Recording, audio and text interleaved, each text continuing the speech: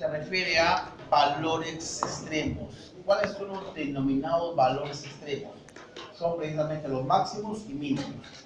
Pero en este caso, digamos, en la mayoría de problemas, tanto de aplicación como los problemas directos que se nos pueda presentar, ahí hay que trabajar fundamentalmente con los llamados valores extremos, es decir, los valores máximos y mínimos. En algunos casos le llaman relativos, otros autores le llaman locales. Es precisamente lo que me interesa, ver cómo se comporta la función en un determinado intervalo. Esa, digamos, es la riqueza de esta parte del curso, donde la función alcanza o logra sus máximos y mínimos, pero en intervalos pequeños, ¿no? Claro, eso va a depender mucho de cómo sea la función, como vuelvo a repetir, ¿no? Acá, por ejemplo, en este intervalo, llámale x1, este puntito es un mínimo, alcanza su mínimo. Pero si yo cambio ese intervalo, lo hago algo más pequeño, digamos, en este intervalo que estoy subrayando, ahí ya, digamos que es algo así. Y ahí, este puntito ya no tiene nada que ver en ese intervalo. En todo caso, en este intervalo pequeñito que estoy por acá, el extremo, la imagen del extremo izquierdo se convierte en su máximo y la imagen del extremo derecho se convierte en su mínimo. Entonces, en la medida que voy, digamos, de alguna manera restringiendo el intervalo, los máximos y mínimos van a ir cambiando indudablemente. Entonces, es importante que cuando nosotros hagamos el análisis de una función que es continua, que es derivable, hay que trabajarlo básicamente en los intervalos donde nosotros queremos, ¿no? En los problemas de aplicación, digamos, tenemos un dominio restringido o un intervalo deseado. Entonces necesitamos saber cómo se comporta la función en esos intervalos. Por eso es que no hablamos de un máximo absoluto. Por ejemplo, en la función cuadrática, digamos una parábola hacia abajo, este vértice, ¿en qué se convierte? Máximo. Es un máximo absoluto. Todos los f de x están por debajo de todos los f de x. Es un máximo absoluto, ¿no? Pero si yo trabajo acá, por ejemplo, en este intervalo pequeño, en este intervalo i1, por ejemplo, acá vamos a ver sus imágenes. El máximo, ¿dónde lo alcanza? En la parte final de i1. En este intervalo nada más. Allá estoy trabajando sobre todo su dominio, en ese intervalo, ¿dónde la función alcanza su máximo valor? En la cota superior en el extremo derecho del intervalo. Acá. Este es el extremo derecho, la imagen está por acá. Ahí la función alcanza. ¿No? Entonces, ya es. ¿Qué tipo de extremos, qué tipo de máximo será esto? ¿Será un máximo absoluto? Local.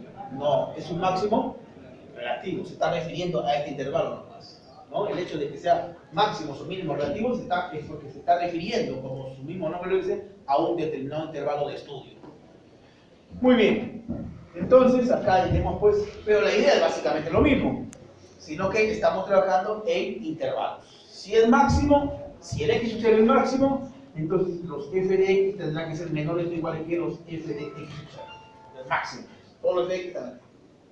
Y si es mínimo, el f de x0 tendrá que ser menor o igual que los f de x. Acá está el f de x0, todos los f de x son mayores, pues, es mínimo, ¿no? Sino que estamos trabajando en un intervalo. Este es básicamente lo que digo por acá.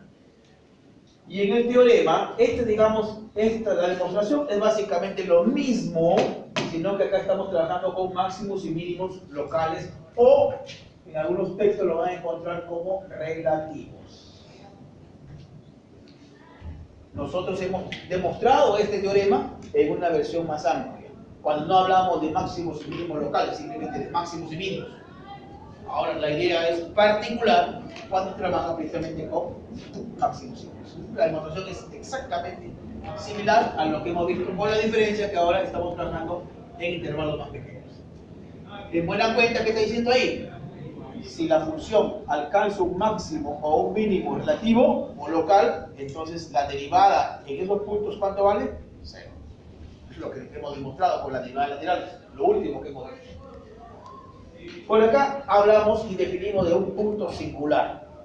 ¿Qué cosa es un punto singular? Simplemente aquellos puntos del dominio en los cuales la derivada es 0. Es llamado punto singular. ¿Correcto? Se llama punto singular de una función f a todo número x0 tal que la derivada en ese valor es 0. Obviamente que esos valores tienen que estar en el dominio de la función. El número f de x0 recibe el nombre de valor singular. Por acá, en algunos casos, aunque no es digamos la importancia, pero sí es bueno saber cómo se analizan precisamente en un intervalo si nosotros queremos hallar los máximos y mínimos en un intervalo cerrado.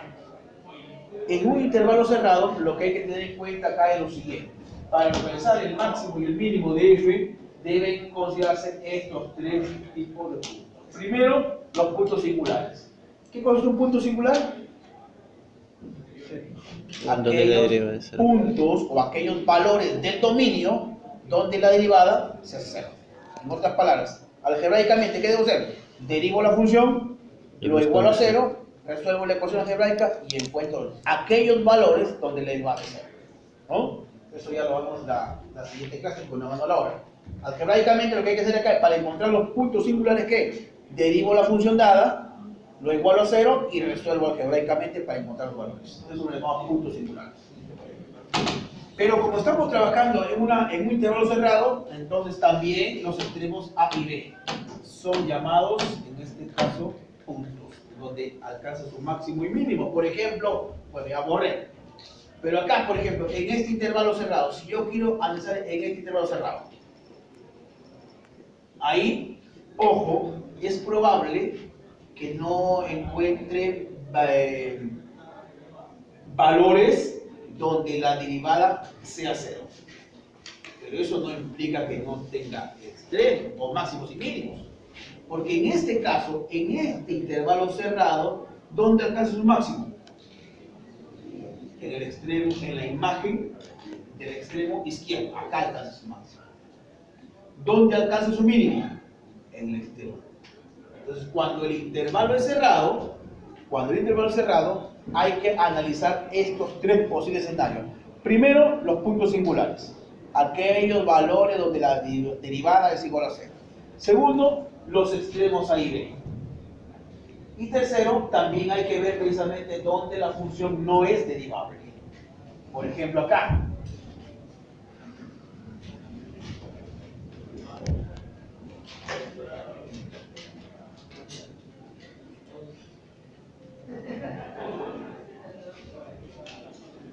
Digamos menos 3.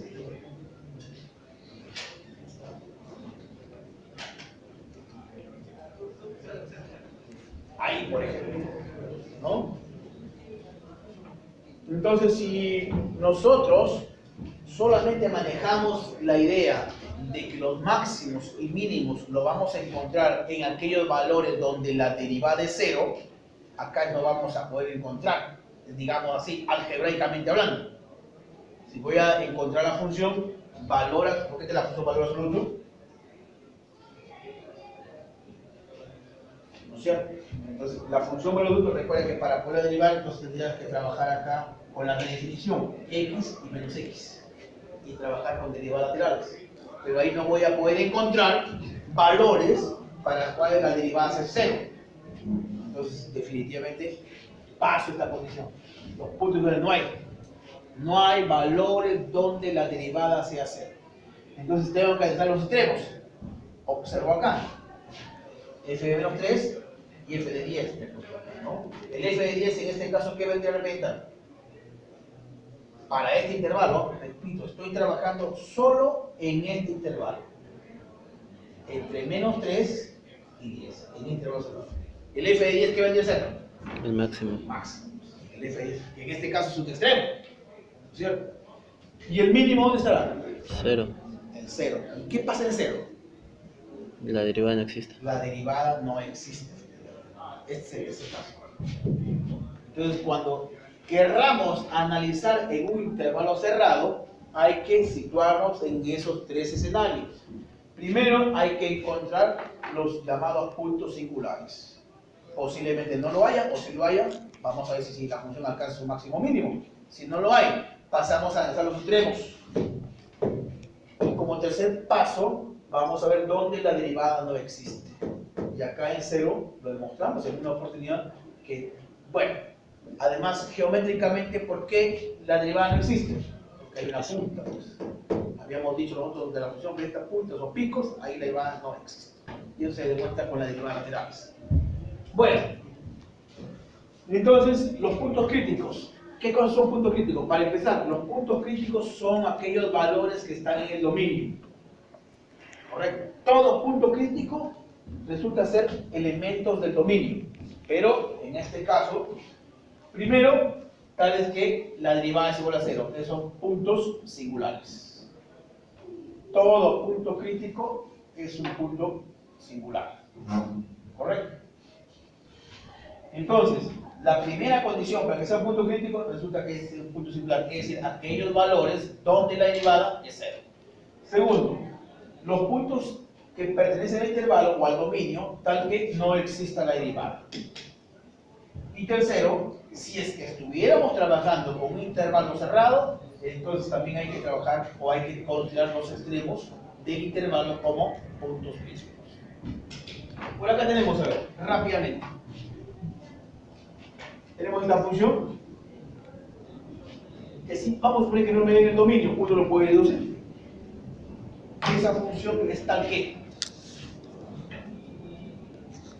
el dominio de esta función sería pues todos los reales.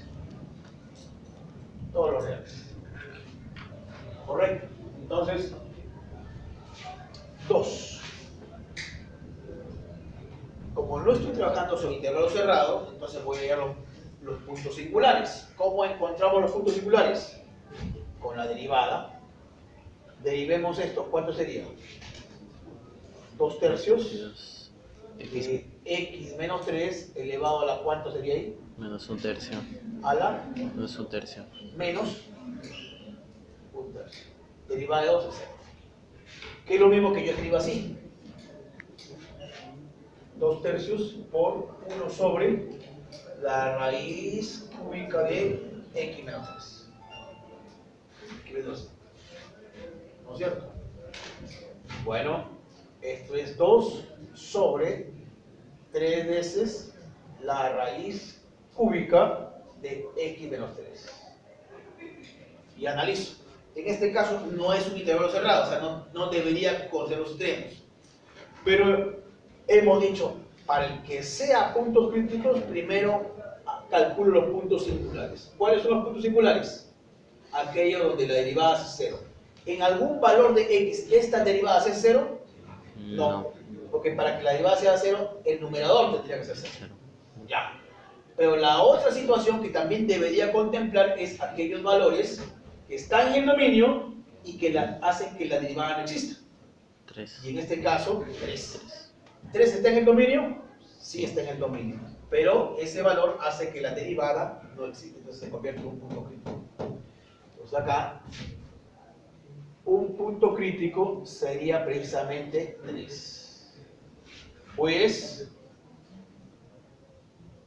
3 pertenece al dominio de la función. Para que sea un punto crítico, tiene que estar en el dominio de la función. Veamos el último ejemplo.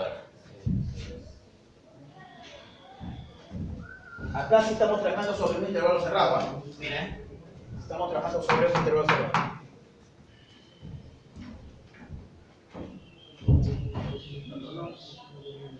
Entonces, ahí ya tendríamos ahí 2 puntos críticos. ¿Cuáles serían?